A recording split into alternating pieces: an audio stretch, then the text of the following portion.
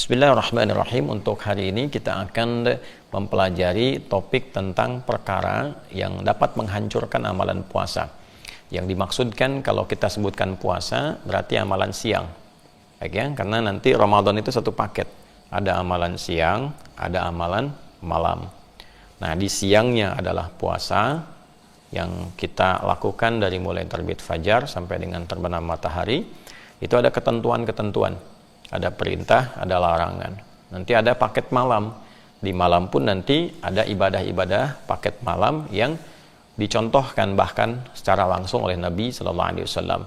Ya, baik itu nanti sholat misalnya, ada tarawih dan turunan-turunannya, ada bacaan Al-Quran dan turunan-turunannya. Saya sebut turunan itu nanti karena ada klasifikasi yang sifatnya meningkat. Ya, misalnya membaca qiraah, nanti ada khataman istilah kita. Kemudian ada tilawah, pengkajian.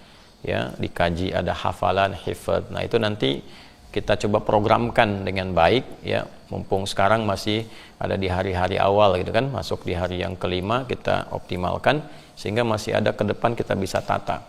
Nah, dengan ini mudah-mudahan pengetahuan itu didapatkan lebih baik sehingga bisa lebih teratur. Kalau siang kita tahu kalau puasa itu harus bagaimana, selain menahan lapar, menahan haus, menahan hasrat seksual, apa yang harus dilakukan untuk mengisi itu ya, dan apa yang harus kita hindari. Jangan-jangan nanti terasanya seperti puasa tapi sesungguhnya pahalanya sudah hancur ya, tidak tersisa kebaikan-kebaikannya di sisi Allah Subhanahu wa taala. Untuk itu kita pelajari beberapa hadis Nabi sallallahu alaihi wasallam yang mengingatkan kita tentang beberapa perkara, beberapa hal, persoalan yang berpotensi bukan hanya merusak tapi menghancurkan. Kalau merusak tuh sedikit-sedikit ya, nah, rusak pahalanya gitu, tapi kalau menghancurkan tuh habis semua seketika. Jadi rasanya cuma menahan lapar, menahan haus, tapi tidak ada nilai di sisi Allah Subhanahu wa taala. Na'udzubillahi min dzalik. Bismillahirrahmanirrahim. Ini subtopik yang ke-8 ya. Seperti saya sampaikan tadi, topik ke-30. Kalau yang di kitab kami topik 30 itu halaman 280.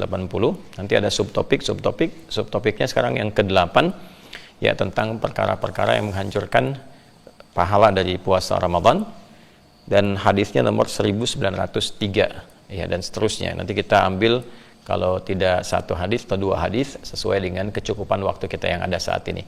Kita ambil kurang lebih hanya kajian 30 menit supaya lebih efektif, dan sudah terlewat beberapa menit. Untuk itu kita fokus pada inti bahasan kita. Bismillahirrahmanirrahim. Babu man lam yada' qaula zuri wala amala bihi fi shaum.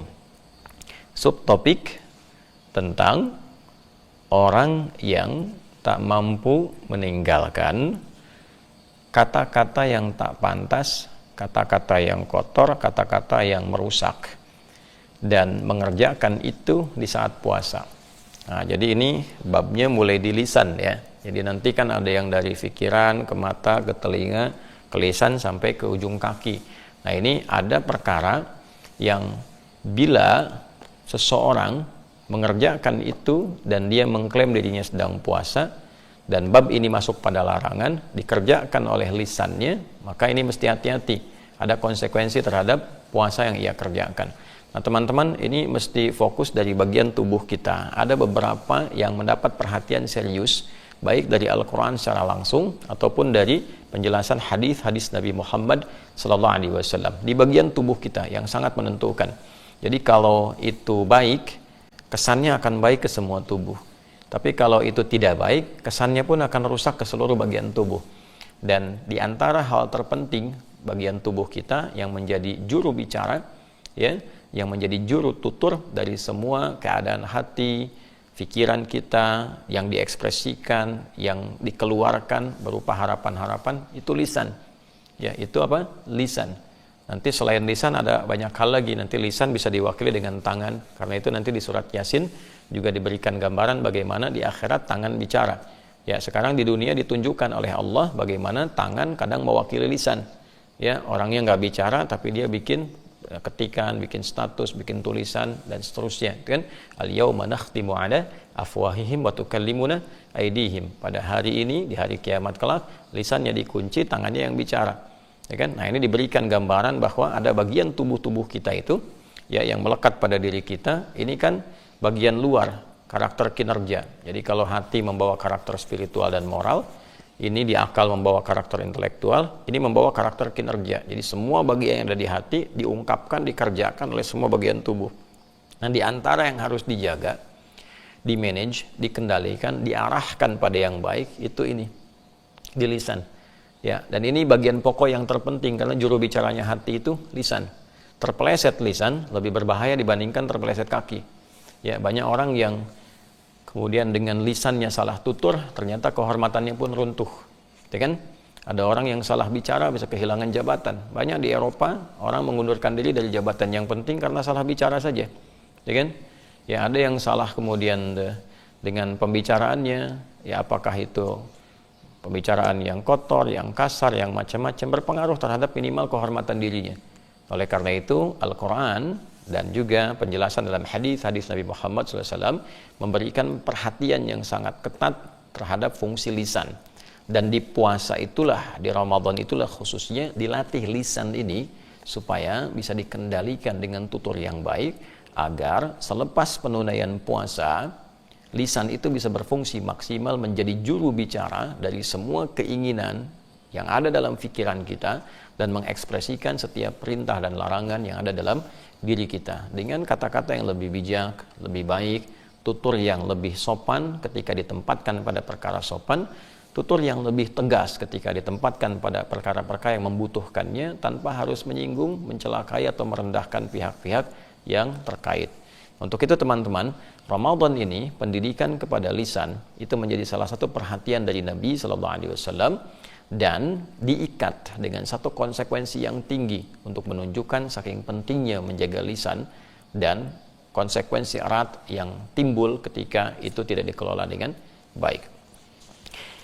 Bismillahirrahmanirrahim. Qala al-Imam al-Bukhari rahimahullahu taala, Imam al-Bukhari pernah menyampaikan, kita lihat, haddatsana Adam ibnu Abi Iyas, haddatsana ibnu Abi Dhi'b, haddatsana Sa'id al-Maqbari an abihi an Abi Hurairah radhiyallahu taala anhu. Saya pernah menyampaikan bahwa di dalam Islam, alhamdulillah, seluruh informasi, ajaran, doktrin yang terkait dengan bimbingan keagamaan, bahkan keyakinan akidah dalam bertuhan, kemudian ibadah dalam mempraktekkan akidah itu, dan muamalah sebagai implementasi dalam ibadah itu, dalam konteks kehidupan sosial, akhlak sebagai penghiasnya, itu semua punya dasar-dasar referensi yang sangat ketat, yang bahkan tersambung kepada penutur asalnya. Kita bisa teliti. Nah, ini diantara hal yang menunjukkan kebenaran ajaran Islam dan sangat terbuka untuk digali, untuk diteliti, sehingga bisa ditemukan bagaimana keindahan, keketatan, dan keterperincian ajaran yang dimaksudkan. Kita sudah bahas dalam keterangan yang lain, sehingga bisa kita langsung praktekkan di sini. Imam Al-Bukhari menerima informasi hadis ini karena beliau tidak berjumpa dengan Nabi, harus dilacak dari siapa menerima informasi ini. Ya, maka beliau menerima dari sosok bernama Adam bin Abi Iyas. Ini profilnya juga ada, bisa dilacak keadaannya bagaimana. Adam bin Abi Iyas menerima dari Ibnu Abi Dhi'b, beliau menerima dari Sa'id al-Maqburi. Sa'id al-Maqburi menerima dari bapaknya menerima dari sahabat Abu Hurairah radhiyallahu taala anhu, ya, Abdurrahman bin Sahr nama aslinya radhiyallahu taala anhu. Nah, beliau menerima informasi ini dari Nabi sallallahu alaihi wasallam. Jadi itu jalur yang disebut dengan sanad, runtutan periwayat sampai ke Rasulullah sallallahu alaihi wasallam. Apa yang disampaikan oleh beliau sallallahu alaihi wasallam? Beliau bersabda, "Man lam yada' qaul az-zur." Ya kan? Siapapun yang tidak berupaya meninggalkan kata-kata yang kotor. Ya. Qaul az-zur itu kata-kata yang tak pantas untuk diucapkan. Ya, bisa mengandung beberapa makna. Bisa yang sifatnya menyakiti, bisa yang sifatnya merendahkan kehormatan, ya. Bisa yang sifatnya kotor dalam arti jorok, ya. Misal kata-kata yang menyakiti, keluar kata-kata yang memang bukan hanya tidak pantas, ya, tapi membuat orang lain sakit dengan kata-kata itu, ya, menghardik tanpa ada satu hal yang jelas, ya, dasar-dasar yang dibenarkan, ya, keluar cacian, keluar makian, ya, maka dari itu nanti ada beberapa hadis-hadis yang menyertai ini, fa in syatamahu aw qatalahu, gitu kan.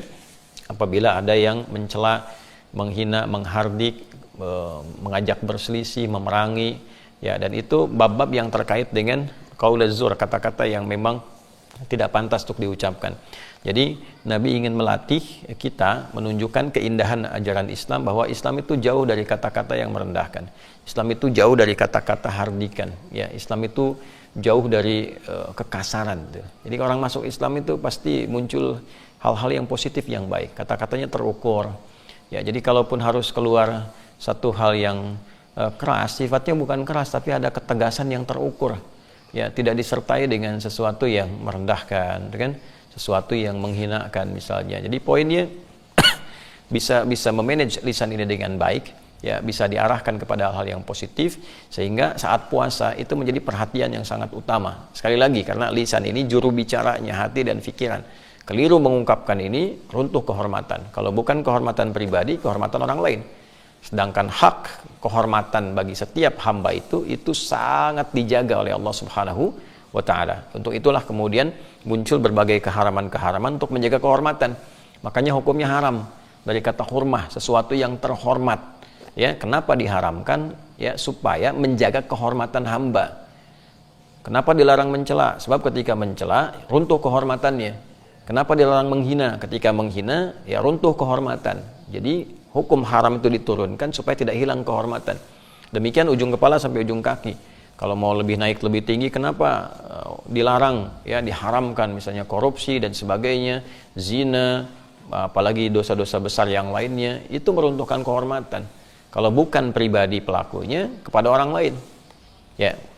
Nah, kemudian teman-teman, siapa yang tak mampu, dia meninggalkan hal-hal yang kotor di lisannya, yang tak pantas, ya, yang bisa merendahkan orang atau menghilangkan kehormatan, atau bahkan, ya, melahirkan syahwat dengan kata-kata yang jorok, gitu kan? Baik sifatnya itu dengan pornografi, ataukah dengan porno aksi di lisannya, macam-macam hal-hal yang tak pantas dilakukan. Ya, wala amala bihi, ya, dan dia praktekkan itu dalam keadaan dia mengklaim sedang puasa. Ya, dia berpuasa tapi tetap mengeluarkan statement-statement yang tidak pantas, merusak